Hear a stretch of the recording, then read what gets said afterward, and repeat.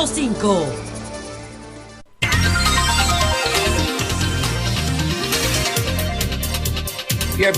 7 en punto de la mañana. Buenos días, dominicanos, dominicanas, ciudadanos, ciudadanas del mundo. Julio Martínez Pozo, los comentarios de los temas más importantes en el programa de mayor influencia de la radio y la televisión nacionales.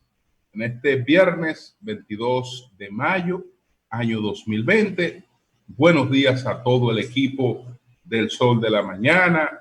Buenos días a toda la audiencia de Sol, la teleaudiencia de Telefuturo, Canal 23, al igual que las teleaudiencias de los canales 29, que es Teleuniverso, y del Canal 24.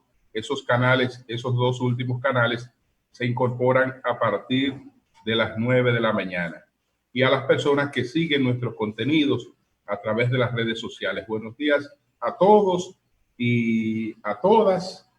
Pues vamos inmediatamente con la agenda del día de hoy, reiterando todo el agradecimiento por la solidaridad que ha recibido nuestra familia, que ha estado recibiendo nuestra familia a propósito de la reciente partida de nuestra madre, la señora Juliana del Pozo. Entonces, señores, miren, vamos inmediatamente con los temas que tenemos para el día de hoy. Entonces, entre esos temas, bueno, vamos a ver aquí. Número 1, la pandemia y sus efectos en la pobreza. Y ahí hacemos un amplio análisis en materia económica, lo que nos ocupará el mayor tiempo de los comentarios. Entonces, hablamos de Robert de la Cruz, un juego a la fortaleza de la marca PLD en la provincia Altagracia, la explicación sobre la situación del embajador Víctor Grimaldi, una decisión del Tribunal Superior Electoral, el primo tumba a Bertico Santana en Santo Domingo Este, y un grupo de intelectuales anuncia su apoyo a Luis Abinader. Esos son los temas que tratamos en el día de hoy. Bueno, señores, miren, el panorama que tenemos en relación a la pandemia de el COVID-19 ya va colocando la mirada de mayor preocupación en el impacto económico. Yo creo que la preocupación por el impacto económico en estos momentos es tan importante como la preocupación por el impacto sanitario. Y las cosas que se adelantan sobre las secuelas son realmente dramáticas, porque parece que la crisis económica que va a generar, la crisis económica mundial que va a generar el COVID-19 es distinta a todas las crisis mundiales que ha tenido la economía. Por ejemplo, el programa de las Naciones Unidas para el Desarrollo, el PNUD, está hablando de lo que puede ocurrir medido por el índice de desarrollo humano. A diferencia de la medición del Banco Mundial, que es una misión sobre todo monetaria, que establece que una persona está en niveles por debajo de los niveles de pobreza cuando esa persona vive con menos de $2 al día. A diferencia de ese criterio que básicamente monetario, el del índice de desarrollo humano abarca otras cosas, porque creo que es más objetivo. Vamos a ver cuál es la situación de la gente en función de su calidad de vida. Y para eso es básico saber cuáles son los servicios de salud de los que dispone esa persona, el acceso a los servicios de salud y cuál es el nivel de acceso a la educación que tiene esa persona. Entonces, eso lo vamos a juntar con la parte del ingreso.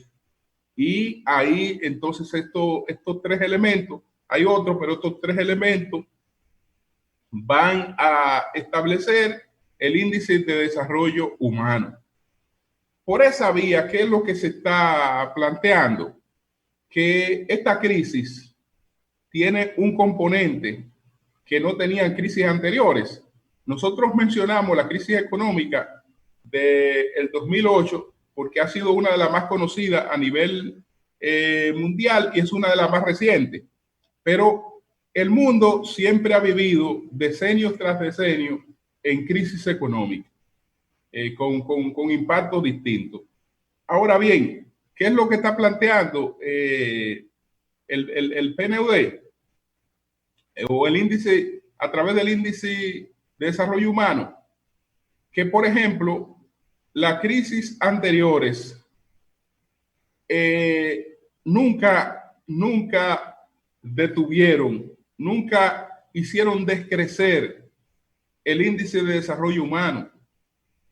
Sin embargo, esta crisis a la que le va a sobrevenir, la que sobreviene a la pandemia del COVID, sí lo ha logrado,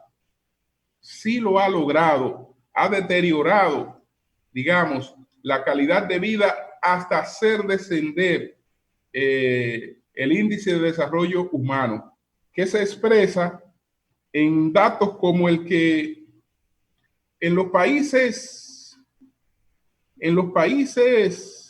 digamos, de un bajo desarrollo humano, la desescolarización, lo que es el impacto en la falta de educación primaria, porque no hay acceso a la internet y a la enseñanza a través de las redes. En los países con un bajo índice de desarrollo humano, la salida de la escuela será de un 80%, es decir, que apenas un 20% en los países de un bajo índice de desarrollo humano mantendrá un servicio de educación escolar a nivel primario. El 80% prácticamente queda en nulidad en los países de desarrollo humano bajo. En los países de desarrollo humano alto hay una situación totalmente invertida, pero allí también un porcentaje altísimo de la población queda fuera de las escuelas. Entonces, esto no había ocurrido desde 1990. Y miren que desde el 1990 para acá, lo que más hemos tenido son crisis económicas. Incluso la habíamos tenido en los años 80, porque los años 80 fueron lo de la crisis de la deuda, que fue un fenómeno muy impactante en América Latina. Ahí vivimos los años de la crisis de la deuda. Pero después entonces, vamos a vivir la crisis, por ejemplo, que se produjo en México en el año de 1994, que fue la crisis del tequila. Esa crisis, a pesar de que fue una crisis que se produjo específicamente en México, tuvo efectos en la economía mundial. Donde más se notaron fue en el propio México y en Argentina, no fue una crisis global, pero sí impactó la economía mundial, la llamada crisis del tequila que se produjo en el año de 1994. Después tuvimos la crisis japonesa, y tras la crisis japonesa, el gran crash que se produjo en el sureste asiático. Todo ese modelo que siempre habíamos admirado de desarrollo de los países asiáticos, resulta que experimentó un retroceso. Japón, que para el año 2000, todos los pronósticos indicaban que la economía de Japón para el año 2000 estaría siendo la primera economía del mundo. La economía de Japón, estábamos hablando de que era la segunda economía del mundo. La segunda economía del mundo era la economía japonesa, con un ritmo de crecimiento que la llevaban prácticamente de manera inexorable a convertirse en la principal economía del mundo. De repente, pues aquello estalló y se descubrió que debajo de todo eso había mucha burbuja. Había lo que algunos estudiosos de la economía llaman el capitalismo de compadrazgo y una serie de vicios que hicieron que estallara una crisis primero en Japón, después estalló una crisis en Tailandia, y eso se comunicó y se produjo una gran crisis en el mundo asiático, que después no volvió a ser lo que era hasta que apareció China en el horizonte y remontó hasta hacer hoy lo que en el pasado se supone que iba a ser Japón. Ahora la economía que va en camino a convertirse en la principal economía del mundo, la que iba en camino, era precisamente la economía china. Entonces, bueno, de ahí llegamos a la crisis inmobiliaria del 2008, que siempre le hemos mencionado porque es la más reciente, etcétera. Pero ninguna de esas crisis deterioró el índice de desarrollo humano. Ahora también dice el Banco Mundial que por lo menos 60 millones de personas van de manera directa, sin que nadie las detenga, a engrosar la pobreza extrema, a engrosarla. Es decir, a sumarse a los millones de personas que en el mundo viven en pobreza extrema. Y los pronósticos que ha hecho la OIT sobre el impacto en el mundo del trabajo también son realmente catastróficos en cuanto a lo que esto nos espera. Estamos hablando solamente en América Latina y el Caribe, de que 11.5 millones de gente que salió de los millones que salieron del trabajo, no lo van a encontrar de nuevo. Y me parece que el número ahí realmente es un número muy conservador. ¿Qué hacer? ¿Qué hacer? Evidentemente que tenemos que volver al modelo keynesiano. Tenemos que volver al modelo keynesiano. Un modelo en el que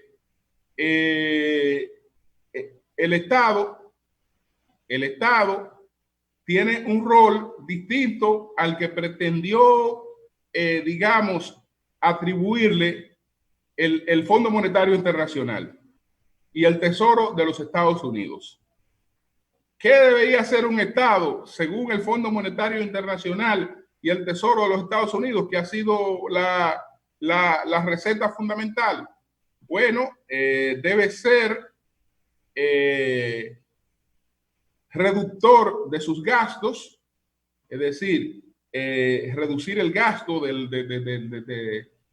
gobierno, aumentar los tipos de intereses para mantener una economía equilibrada. Contrario, el modelo keynesiano lo que recomienda en estas situaciones es estimular la economía. Y si el estímulo no puede salir directamente de un sector empresarial que se encuentra rezagado, pues tiene que salir del Estado. El Estado tiene que ser un estimulante de la economía, estimulando el gasto. Naturalmente, la economía no es una ciencia perfecta, no lo es. Decía, por ejemplo, Alfred Marcher, al referirse a la economía, él decía que la economía no es un cuerpo de verdades concretas, no es un cuerpo de verdades concretas, sino una máquina para el descubrimiento de verdades concretas. Es decir, no es verdad que las cosas que conocemos, que han sido recetas anteriores y que han funcionado bien, van a seguir funcionando bien, porque la economía no es un cuerpo de verdades concretas, sino que es una máquina para el descubrimiento de verdades concretas. ¿Qué quiere decir eso? Que ante cada situación vamos a tener que buscar soluciones distintas, y esas soluciones en la práctica podrán modificarse e irán diciendo qué es lo que hay que hacer en cada momento. Pero evidentemente que la principal preocupación de la gente a partir de esta situación es la preocupación económica. Bueno, hoy se publicaba una encuesta que así lo establece. No es una encuesta propiamente dicho, sino un estudio que hace la firma McKinsey. La firma McKinsey está diciendo que la principal preocupación, aquí la tengo, la principal preocupación de la gente es básicamente la economía, entre otros aspectos, desde luego. Dice este estudio que más del 50% de los dominicanos se sienten inseguros sobre el impacto que el COVID-19 tendrá en la economía, según revela la encuesta realizada por McKinsey Company durante la 7ª semana de confinamiento. En cambio, más de un tercio de los dominicanos se siente optimista. Vamos a ver el resumen. En resumen, ¿qué es lo que esto plantea?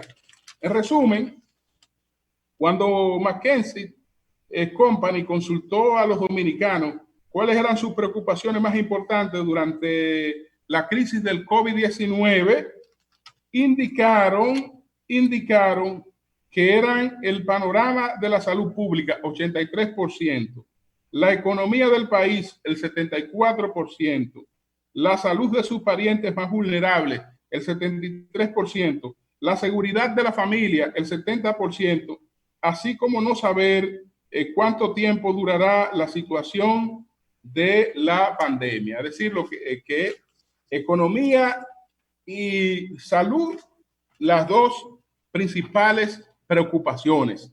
Entonces, frente a esto, desde luego que se va a requerir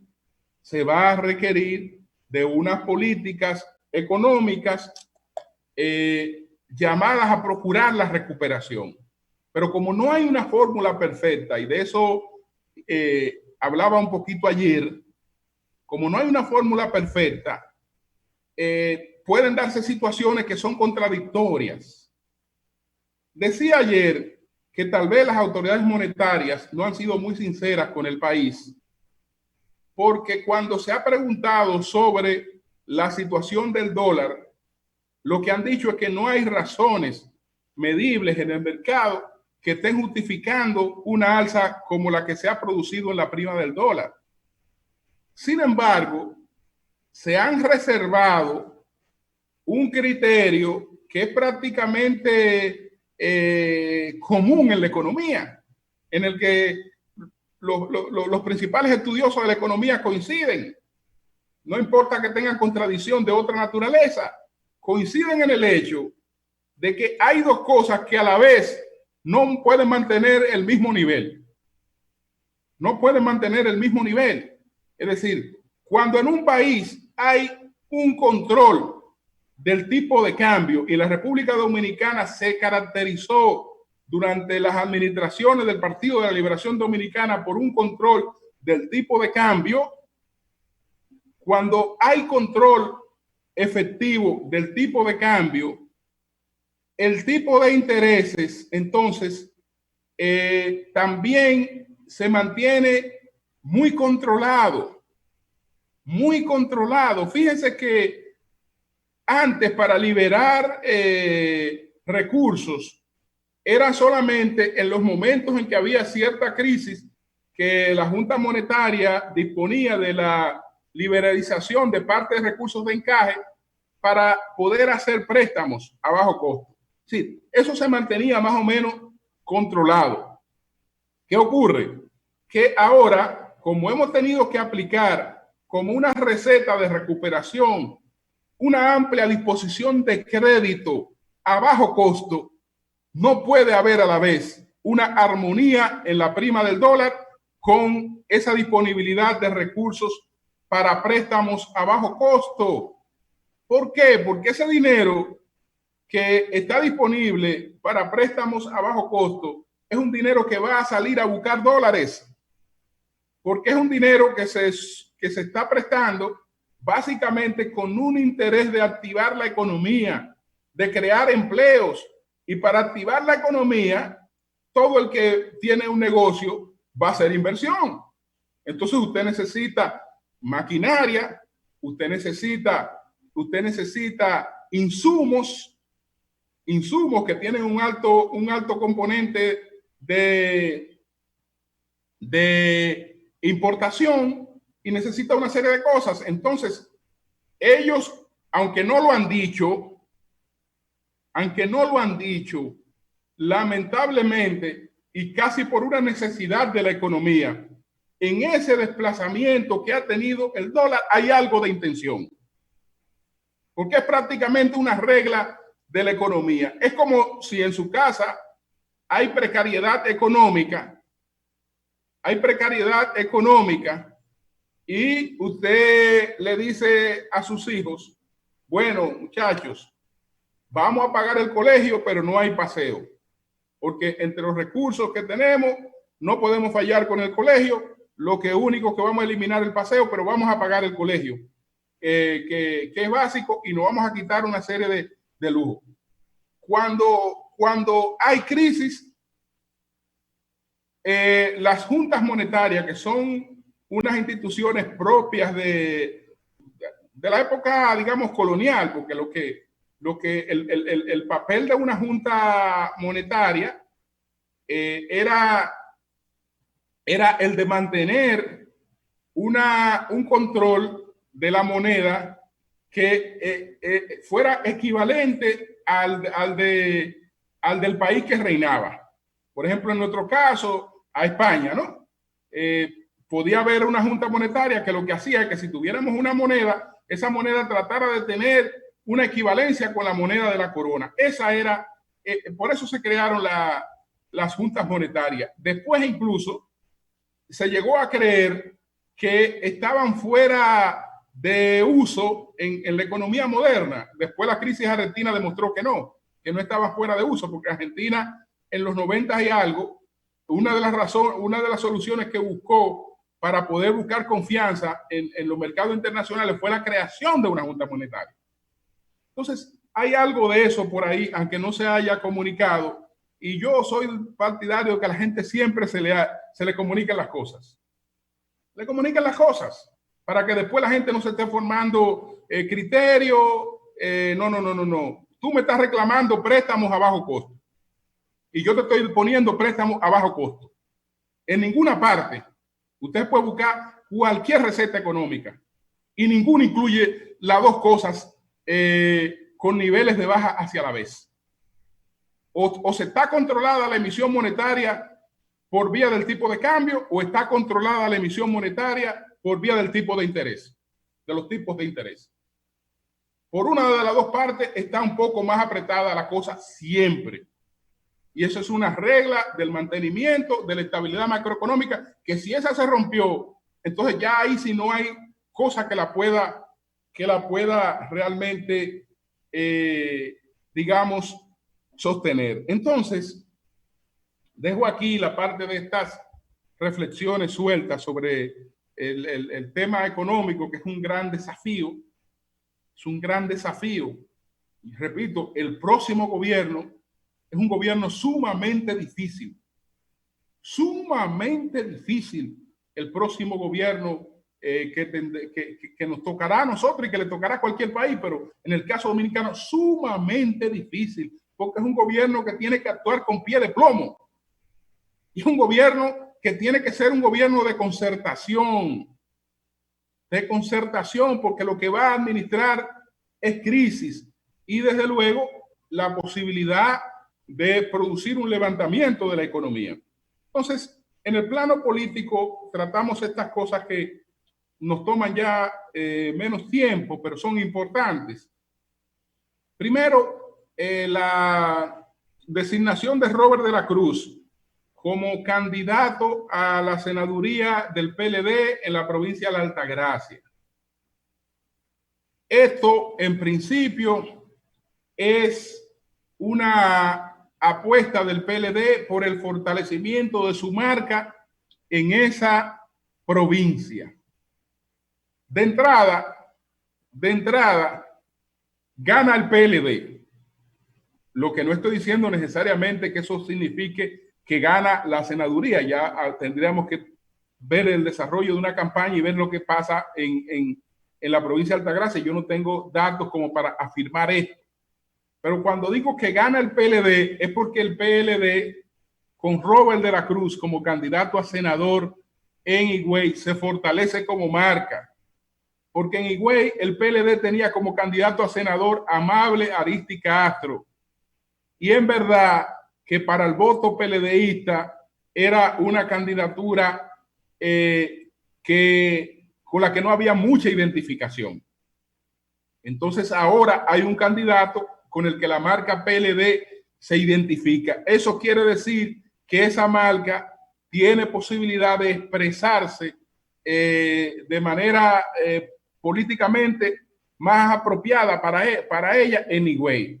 Ya veremos si Robert de la Cruz, que es un candidato joven, que conoce bien el mercado electoral de Higüey, porque siempre ha trabajado políticamente en Higüey, el hecho de ser joven le va a dar un nicho inmediato en el voto de la juventud, una serie de cosas, cómo eso repercute, para ver qué pasa ahí. Pero de entrada es un paso que fortalece a Gonzalo Castillo y fortalece a la marca PLD en Higüey. Que de ahí al triunfo de la nominación, ya eso es otra cosa. Entonces, la Cancillería también explicó la situación a la que nos referimos ayer del embajador Víctor Grimaldi. En resumen, lo que la Cancillería ha dicho es que el embajador Grimaldi está fuera de nómina porque el embajador Grimaldi no se ha juramentado en el lugar donde está designado como embajador, que es en Suecia, y que los embajadores que no son de carrera entran en nómina a partir de la juramentación. Como él no se ha juramentado, no ha entrado en la nómina. Él insiste en que es un embajador de carrera, pero la Cancillería dice que no, que cuando se aprobó la ley, para ser considerado como embajador de carrera había que tener más de 10 años en el servicio y en esos momentos el embajador Grimaldi tenía 6 o 7, es decir, que no fue considerado, admitido por la ley como un embajador de carrera, que por eso lamentablemente se ha dado la situación que se ha dado con él. Y aclaró lo del seguro internacional, que incluso aunque él estuviera juramentado, no iba a alcanzar a la cobertura de su madre, porque el seguro internacional no incluye a los progenitores, sino a los cónyuges y a los hijos menores. Entonces, que ya esto habría sido por la cuestión de la tesorería de la seguridad social, que sabemos que hay una situación que cuando ya hay varios meses que no se ha pagado, lamentablemente el usuario queda sin el servicio de salud, que eso fue lo que lamentablemente se dio con la madre de Víctor Grimaldi, que les reiteramos nuestras condolencias por su fallecimiento.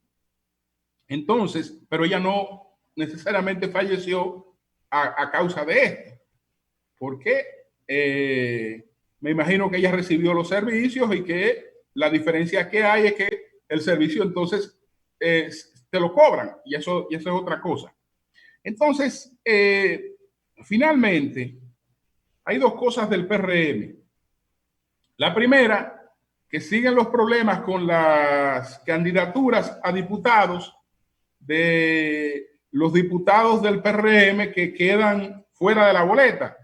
Aquí había quedado Alfredo Pacheco de fuera de la boleta. No sé si fue integrado porque se produjo la renuncia de Fellito Suberví.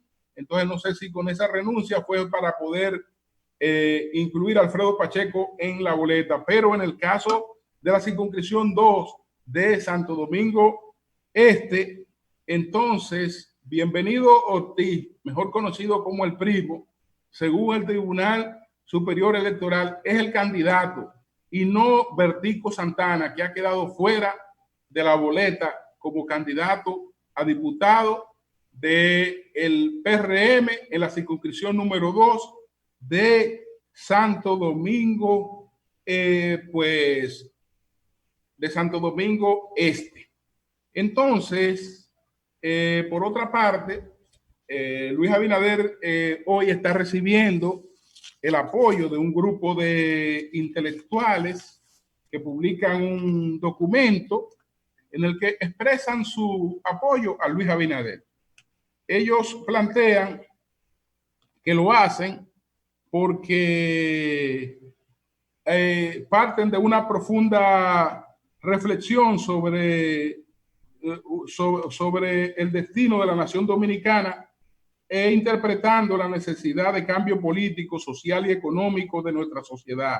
Nuestro respaldo a Luis Abinader, candidato a la presidencia de la República por el Partido Revolucionario Moderno en los comicios del 5 de junio, por entender que representa en su discurso y en su conducta ética un comportamiento de renovación con los valores nacionales. Entonces, esto lo firman unos en representación, ¿no? Porque ellos dicen que son miles, pero el documento en representación de esos miles lo firman alrededor de 20 intelectuales, encabezados por Andrés L. Mateo, ahí está Roberto Macallé Abreu, entre otros, Carlos Sangiovanni, Claudio Chea, Dante Cocurulo, Julio de Win, Ingar Despradel, Ignacio Nova, Guillermo Cordero, Fidel Munin, Odalis Pérez, Guillermo Liriano, Carlos Andújar, Fran Lendó, Rafael Peralta, Víctor Vidal, Mario Lebrón, Giovanni de la Cruz, Sara Espinal, Gracielina Olivero y Liliana Díaz. Entonces ellos dicen que confiamos y creemos en su compromiso de fortalecer nuestra cultura. Los artistas dominicanos, una vez más decimos presente. Bueno, los artistas dominicanos, ahí están hablando de manera generalizada, sino ese grupo de artistas e intelectuales dominicanos, porque así como hay artistas e intelectuales dominicanos que están con Luis, hay artistas intelectuales dominicanos que están con el PLD. Entonces, más bien, lo correcto es hablar en función de ese grupo que firma el documento, no de la clase artística e intelectual en general. Pero, de todas maneras, esto es positivo. Esto es positivo. Y le digo al PRM que ese debe ser el camino de la campaña, de una campaña corta, porque estoy viendo señales de cierta desesperación. Acuérdense que advertí la semana pasada, cuando analicé la encuesta del Centro Económico del Cibao, que la respuesta a eso iba a ser una campaña de ataques personales contra Gonzalo Castillo. Y eso no se hizo esperar. Eso no se hizo esperar. Entonces, yo creo que esta campaña, que es una campaña corta, debe ser más bien una campaña de imagen, de proposición, de una serie de cosas. Es inevitable siempre, señores, la campaña negativa o la campaña sucia. Pero lo sucio y lo negativo, y sobre todo lo sucio, tiene su lugar. Los medios establecidos no son para campaña sucia. Los medios establecidos no son para campaña sucia. Cuando quieran hacer campaña sucia, búsquense a un Marco Martínez o búsquense a gente que sea la que haga eso. No dañen a su propia gente los medios de comunicación poniéndolo con lanzamiento de campaña sucia. ¿Por qué? Porque eso tiene un efecto bumeránico y desde luego los medios sabrán si lo aceptan o no. O no, no. De lo que se trata es de un debate político y de un debate de ideas. ¿Cuáles son tus ideas? ¿Cuáles son tus propuestas? ¿Cuáles son las objeciones políticas que tú tienes sobre los otros? Pero pretender llevar esto a una guerra sucia, si lo quieren hacer, que se vayan a las cunetas, a dirimir lo sucio. Yo creo que la contribución de los medios importantes de este país en estos momentos debe ser a una campaña en la que se debatan las ideas, y las ideas implican contradicciones, implican enfrentamientos, no ataques puro y simplemente, ataques personales para procurar situaciones que no se logran de esa manera. Cambio y fuera.